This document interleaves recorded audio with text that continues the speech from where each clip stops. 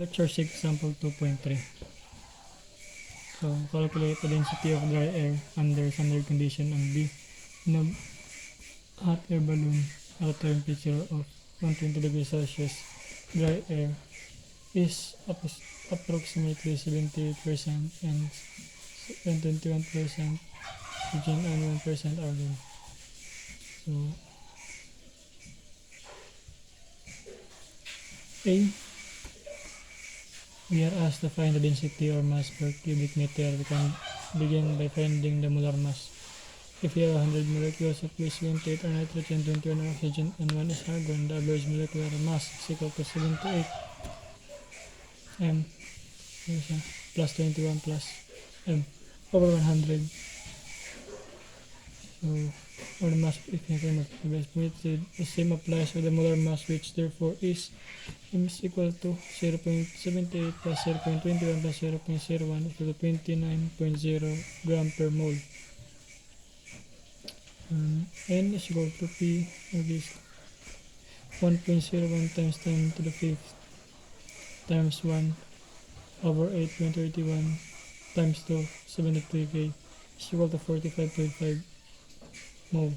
Then the mass M of the air is M is equal to 44.5 mole times 29.0 is equal to 1290 grams or 1.29 kilogram. Finally, the density of air is STP SP 1.26 kilogram over 1 meter cube is equal to cubic meter is equal to 1.29 kilogram per cubic meter.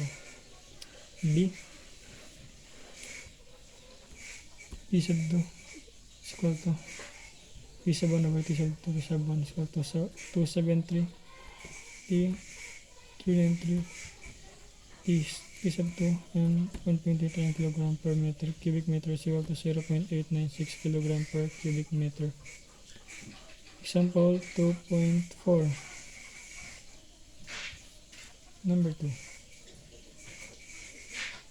Calculate the kinetic energy and the speed of gas molecule. So A, what is the average kinetic energy of a gas molecule at 20 degrees Celsius room temperature? And B, find the RMS speed of nitrogen molecule at this temperature. A, so the temperature alone is sufficient for us to find the average translation kinetic energy.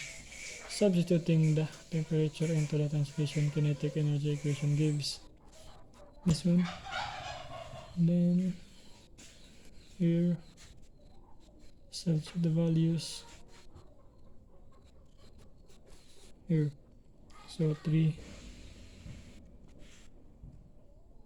over 2 times 1.38 times 10 to the negative 23 power times 293.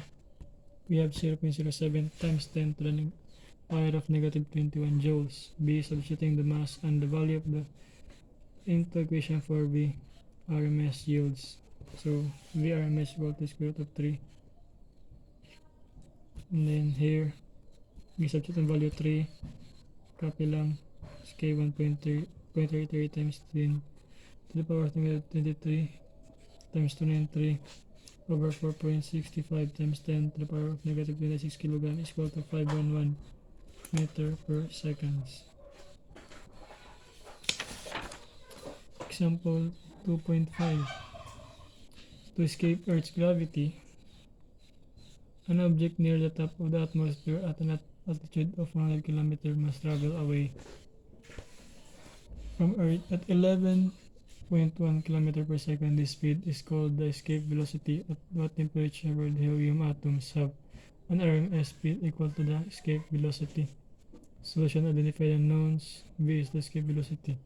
So velocity 11.1 km per second.